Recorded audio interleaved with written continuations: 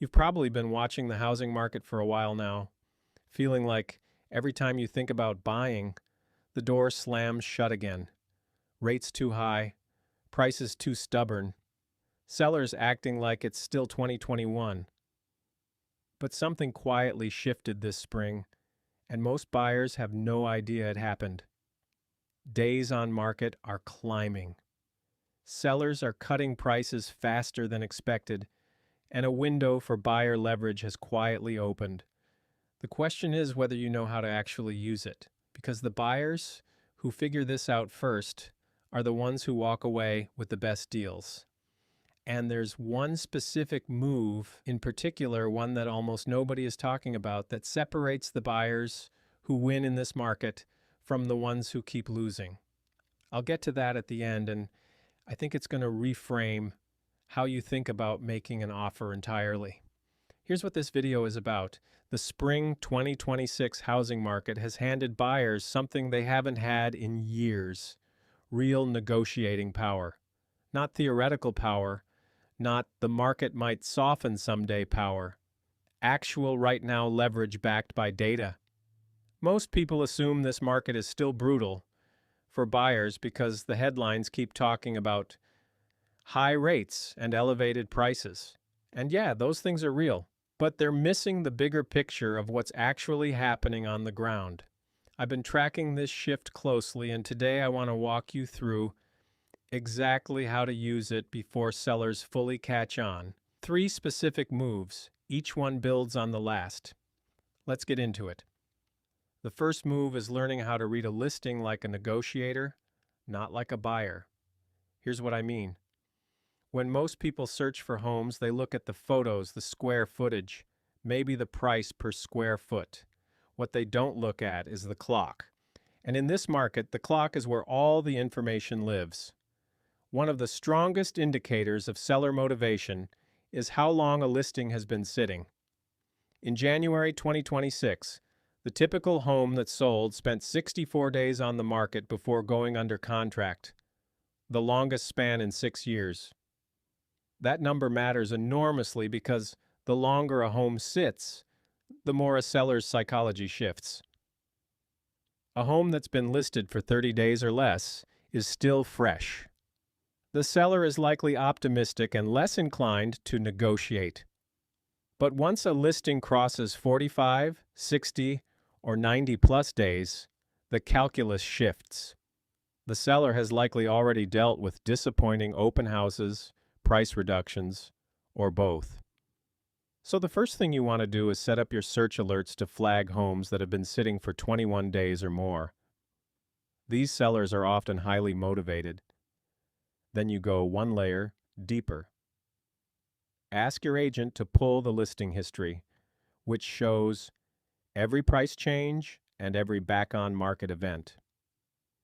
Each price drop is a piece of information about how the seller is thinking. A seller who listed at $525,000 held for 6 weeks and then dropped to $499,000 is not the same seller as someone who priced correctly from day one. The first seller is emotionally exhausted. They've watched buyers walk through and walk away. They've had conversations with their agent about why it's not selling. By the time you show up with a serious offer, they're ready to talk, and a home that sits on the market for more than 3 weeks often has a seller who is ready to negotiate, frequently willing to drop prices before you even submit an offer. Sellers have been psychologically reoriented to drop their asking prices within 3 to 4 weeks rather than holding firm. The earlier cuts have opened a real negotiating window for buyers who previously had to chase stale listings. So stop filtering for freshness. Start filtering for motivation. Those are 2 completely different things, and confusing them is costing buyers real money. Now here's where it gets interesting, and this is the move that most buyers skip entirely. Spring 2026 is shaping up to be a more buyer-friendly market, with higher inventory, longer days on market, and about 6 in 10 homes selling below asking price, giving buyers more negotiating leverage than in recent spring seasons. But the mistake most buyers make is thinking that leverage only means a lower purchase price.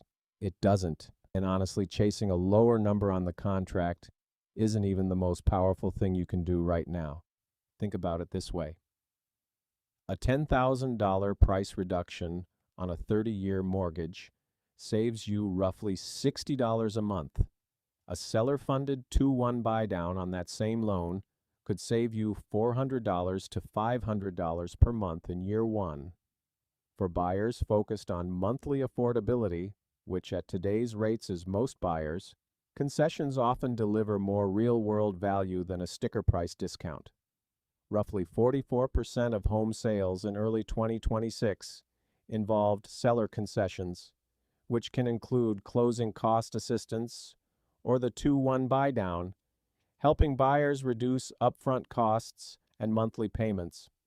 So instead of going in and just asking for $15,000 off the price, think about asking for closing cost credits, rate buy-downs, or repair credits after inspection. Sellers have been cutting home prices by 2% to 3% of the purchase price to cover buyers' out-of-pocket costs. They're also buying down interest rates on a mortgage, sometimes by 2% below the lender's rate. That's real money back in your pocket every single month, not just a smaller number on a piece of paper. And the inspection? That's your second negotiation, and most buyers treat it like a formality. Today, fewer than 18% of buyers are waiving inspections, and that number continues to fall. The home inspection has returned to its rightful place in the transaction, not just as a safety check, but as a negotiating tool. Savvy buyers in 2026 are using inspection findings to negotiate repair credits, price reductions, or seller-paid closing costs. The inspection has become a second round of negotiation, and buyers who know how to use it are getting real money back at the table. So the move here is this. Go in with a clean, well-organized offer, get pre-approved, have your paperwork ready, and make the seller feel like you're the easiest buyer they've ever dealt with. Then let the inspection do the heavy lifting on the financial side. Coming across as straightforward, serious, well-informed, and financially qualified can make a real difference in how your offer is received. In situations where multiple offers are close in price, sellers often lean toward the buyer and agent they like and trust most. One more thing before the big one, and this is the part that actually determines whether any of this works. You have to know your local market, not the national headlines. Well-priced homes are still selling in 63 days, while overpriced homes are sitting significantly longer, pushing the average to 121 days. That 58-day spread is what defines today's two-speed market, which means in the same city, on the same street sometimes, you can have a home with zero negotiating room and a home where the seller is ready to take almost anything reasonable. Approximately 36% of listings nationally are taking price reductions, and median national list prices have dipped about 2.2% year over year. But that national number blends wildly different local stories together. Regional differences are stark in 2026, with Northeast and Midwest markets remaining inventory constrained and competitive, while Sunbelt markets, including Florida and Texas, see cooling prices and rising inventory. So before you make any offer, ask your agent for the hyper-local data. What's the average days on market in this zip code? What percentage of homes are selling below asking? And how many price reductions have happened on comparable homes in the last 60 days? Look at a sample size of about 40 comps, click through, and compare initial asking prices to what they actually closed at. That tells you the real negotiating room. National data gives you context. Local data gives you leverage. Okay, now for the one that almost nobody is doing, and this is the mega loop I promised you at the start. The biggest opportunity in this market right now isn't a price cut, it's timing your patience strategically. Here's what I mean. Dave Meyer at Bigger Pockets has been describing the broader market as the great stall. A slow, drawn-out normalization that is quietly creating room for buyers to engage with sellers in ways they couldn't during the pandemic frenzy. Your ability to have a good, productive conversation with a seller is now maybe after 3 weeks, maybe it's after 4 weeks, but that means you don't have to sit and